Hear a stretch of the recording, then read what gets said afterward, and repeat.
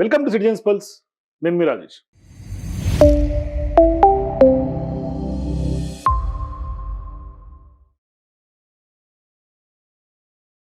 Congress party తెలంగాణలో అధికారంలోకి వచ్చి 2.5 సంవత్సరాలు దాటిపోయింది. ఇప్పుడు కాంగ్రెస్ పార్టీకి కాళేశ్వరం గుర్తుకొస్తుంది. ఒకప్పుడు అధికారంలోకి రావటం కోసం కాళేశ్వరంని వాడుకున్నారు. పెద్ద ఎత్తున కాళేశ్వరం కులేశ్వరంగా ప్రచారం చేసినటువంటి కాంగ్రెస్ పార్టీ అప్పుడు అదే టైంలో ఒక 2-3 పిల్లర్లు కుంగితే దాని మీద ఎన్డీఎస్ఏ రిపోర్ట్ ఇచ్చిందని, మరోవైపు అతి పెద్ద కుంభకోణంగా ఓవైపు కేంద్ర ప్రభుత్వంలో ఉన్నటువంటి పెద్దలు నరేంద్ర మోదీ, అమిత్ షా ఇటువంటి నాయకులు ఆరోపణలు చేస్తే, అదే తీరున కాంగ్రెస్ పార్టీ రాష్ట్రంలో రాజకీయ పబ్బం కాళేశ్వరంని చూపి జరిపిందనుకోవాలి. అయితే ఇవాళ తెలంగాణ రాష్ట్ర రాజకీయాల్లో నిజంగానే కాళేశ్వరం ఒక సెంటర్ ఆఫ్ ది అట్రాక్షన్ అని స్పష్టంగా చెప్పొచ్చు. నిన్నటి దాకా లక్షల కోట్ల స్కామ్ అని చెప్పినటువంటి అదే నాయకులు ఇప్పుడేమో సడన్ గా కొంత రిపేర్ల కోసం పరుగులు తీస్తూ ఉన్నారు. అసలు ఈ పొలిటికల్ డ్రామాకు ఎండ్ కార్డ్ ఎప్పట్లో పడే అవకాశం ఉంది. ఎందుకంటే ఇవాళ కాళేశ్వరం విషయంలో ఖచ్చితంగా రేవంత్ రెడ్డి సర్కార్ యూటర్న్ తీసుకోవటమే కాకుండా ఢిల్లీకి పరుగులు తీసి అక్కడ ఎన్డీఎస్ఏ చైర్మన్ తో రాష్ట్ర ఇరిగేషన్ మంత్రిగా ఉన్నటువంటి ఉత్తమ్ కుమార్ రెడ్డి భేటీ అవటం చూస్తూ ఉంటే ఖచ్చితంగా కాళేశ్వరం సంబంధించి ఇప్పుడు అక్కడ పూర్తిగా ఏదైతే ఎక్కడైతే పిల్లర్లకు సంబంధించో లేకుంటే బ్యారేజీలకు సంబంధించో ఇవాళ రిపేరీ వర్కులు 2.5 సంవత్సరాల రిపేరీ వర్క్స్ గురించి పట్టించుకున్నటువంటి కాంగ్రెస్ పార్టీ ఇవాళ రిపేరీల కోసం అరువులు జాచి పరుగులు తీస్తోంది అంటే ఖచ్చితంగా కాళేశ్వరం పైన యూటర్న్ కాంగ్రెస్ పార్టీ తీసుకుంది, కాంగ్రెస్ పార్టీ ప్రభుత్వం తీసుకుంది. అయితే ఇక్కడ యూటర్న్ ఇప్పుడు ఎందుకు తీసుకోవాల్సినటువంటి సందర్భం వచ్చింది అన్నది. అయితే ఖచ్చితంగా కాళేశ్వరం విషయంలో ఇంకా గనక కాలయాపన చేస్తే రైతులు ఆగ్రహిస్తారని కాంగ్రెస్ పార్టీ గుర్తించినట్టుగా తెలుస్తోంది. అదే గనక జరిగితే పొలిటికల్ గా కాంగ్రెస్ పార్టీ సీన్ సితార అయిపోతుందనే భయం ఇవాళ కాంగ్రెస్ పార్టీకి, కాంగ్రెస్ పార్టీ అగ్రనాయకత్వానికి పట్టుకుందా అన్న అనిపిస్తోంది. 2023 ఎన్నికల టైంలో ఏమైంది? సాక్షాత్ రాహుల్ గాంధీ బ్యారేజీ దగ్గరకు వచ్చి పగుళ్ళు చూపించారు. సీఎం అప్పుడు ప్రతిపక్ష నేతగా ఉన్నటువంటి రేవంత్ రెడ్డి స్వయంగా రాహుల్ గాంధీని తీసుకెళ్లారు. మరోవైపు ప్రధానిగా ఉన్నటువంటి నరేంద్ర మోదీ ఎన్నికల ప్రచారంలో ఇదే కేసీఆర్ కుటుంబం పైన పెద్ద ఎత్తున అంటే కాళేశ్వరం ఏటీఎం అంటూ కూడా పెద్ద ఎత్తున పంచు డైలాగులు పేల్చినటువంటి సందర్భం, అంటే తీవ్రమైనటువంటి ఆరోపణలు చేశారు. ఒకవైపు కాంగ్రెస్, మరోవైపు బీజేపీ, 2 పార్టీల అధినేతలు ఒకే లైన్ లో ఒకే టాపిక్ ను ఎందుకు హైలైట్ చేశారో తెలియదు కానీ స్ట్రాటజీ అయితే పర్ఫెక్ట్ గా వర్కౌట్ అయింది. రాష్ట్రంలో ఉన్నటువంటి తెలంగాణ ప్రజలు నమ్మి ఓట్లేశారు. కాంగ్రెస్ బీజేపీ కలిసి కేసీఆర్ ను ఎలాగైనా సరే గద్దె దించి పారేశారు. కట్ చేస్తే ఇవాళ కాంగ్రెస్ పార్టీ పవర్ లోకి వచ్చి దాదాపుగా 2 ఏళ్లు పూర్తి అయిపోయింది, అంటే 2.5 సంవత్సరాలు గడుస్తోంది. ఇప్పుడు ఈ టైంలో దర్యాప్తు ఏమైంది అంటే ఎక్కడ వేసిన గొంగలు అక్కడే ఉంది. మరోవైపు సాక్ష్యాధారాలతో కాళేశ్వరం సంబంధించి అంశాలను ప్రూవ్ చేయలేకపోయింది. కమిషన్లు, విచారణలు, నివేదికలు, దర్యాప్తులు నిత్యం మీడియాలో హెడ్లైన్స్ గానే పరిమితం అవుతోందే తప్ప అసలు విషయంలో మాత్రం ఏమాత్రం స్పీడు పెరగడం లేదు. అంటే యాక్షన్ అంతకంటే కూడా తీసుకునే పరిస్థితి లేదు.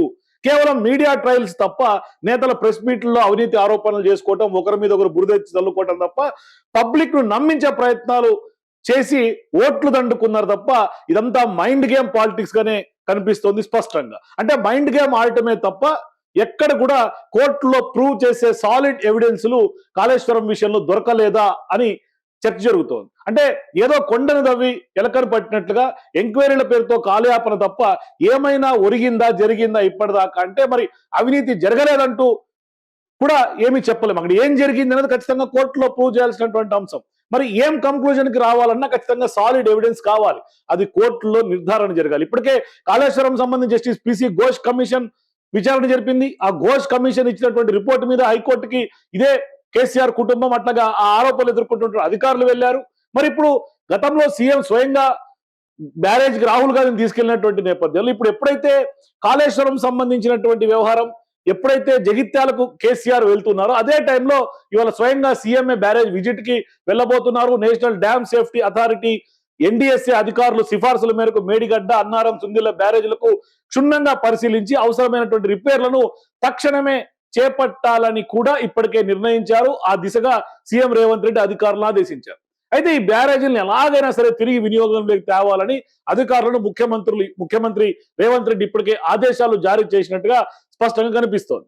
సో ఒకసారి ఆ యొక్క ఢిల్లీలో ఎన్డీఎస్ఏ అధికారులతో భేటీ తర్వాత ఉత్తమ్ ఏం మాట్లాడారో చూడండి. ఈ రీహాబిలిటేషన్ డిజైన్ చేయడానికి ఆఫ్రీ అనే ప్రపంచ ప్రసిద్ధి ఇంజనీరింగ్ డిజైన్ కంపెనీ వాళ్ళు ఐఐటి ముంబైతో జాయింట్ వెంచర్లో దీని యొక్క ఈ బ్యారేజెస్ యొక్క రిపేర్స్ రీహాబిలిటేషన్ ఏ విధంగా ముందుకు పోవాలో వాళ్ళు తయారు చేస్తున్నారు. ఆ విషయంలో నిన్న ఈరోజు చర్చలు జరిపినాం. మరి పూర్తిగా ఆ 3 బ్యారేజెస్ ఇన్వెస్టిగేషన్స్ కానీ ఆ సాయిల్ టెస్టింగ్ కానీ మరి ఏ విధంగా డిజైన్ చేయాలనో rehabilitation national dam safety authority and central water commission యొక్క గైడ్ లైన్స్ మేరకే మేము ముందుకు పోతున్నాము. అయితే ఇప్పుడు ఇదే కాళేశ్వరం సంబంధించి Medigadda Lakshmi barrage block number 7లోని 19, 20, 21 ఈ 3 పిల్లర్లకు సంబంధించి పూర్తిగా దెబ్బతిన్నాయని గతం నుంచి కూడా చెప్తున్నటువంటి నేపథ్యంలో ఇందులో 20వ పిల్లర్ పూర్తిగా కుంగిపోగా మిగిలినటువంటి వాటికి పగుళ్లు మాత్రమే వచ్చాయని అన్నారం సరస్వతి బ్యారేజ్ లోని 28, 38 గేట్ల సమీపంలో పునాదుల్లో నుంచి నీళ్లు చిమ్ముతూ ఇసుక బయటికి వస్తున్నట్టుగా గతంలోనే గుర్తించినటువంటి వ్యవహారం. అయితే సుందిళ్లకు సంబంధించి పార్వతీ బ్యారేజ్ లో కూడా 58వ పిల్లర్ వద్ద కొంత లీకేజీ సమస్యలు కూడా వెలుగు చూసినాయని కూడా గతంలో పెద్ద ఎత్తున ప్రచారంలో చేసుకొచ్చారు. మరి ఏ బ్యారేజ్ దగ్గర ఎన్ని పిల్లర్లు కుంగాయన్నది లెక్కల కన్నా ఖరీఫ్ సీజన్ లో నీళ్లు ఇవ్వటం చాలా ముఖ్యం. మరి టైంకు నీళ్లు ఇవ్వకపోతే రైతులు రోడ్లు ఎక్కుతారన్న భయం ఇవాళ కాంగ్రెస్ పార్టీ అధికార పక్షంలో స్టార్ట్ అయ్యినట్టుగా స్పష్టంగా కనిపిస్తోంది. అందుకనే ఇప్పటికే చకచకా కొన్ని దగ్గర రిపేర్లు జరిగిపోయినాయి. ఇప్పటికే 5 సీజన్ల నుంచి కూడా ఈ 2.5 సంవత్సరాలకు కూడా ఎప్పుడు కూడా రైతాంగం నీళ్లు ఇవ్వనటువంటి నేపథ్యం. అయితే ఇంత మండు టెండర్లో కూడా కాళేశ్వరం జలాలు పెద్ద ఎత్తున ఎత్తిపోతలతో పూర్తిగా గలగలా పారుతున్నటువంటి సందర్భాలు. సో ఇప్పుడు ఆ వీడియోలు కూడా సోషల్ మీడియాలో వైరల్ గా మారుతున్నాయి.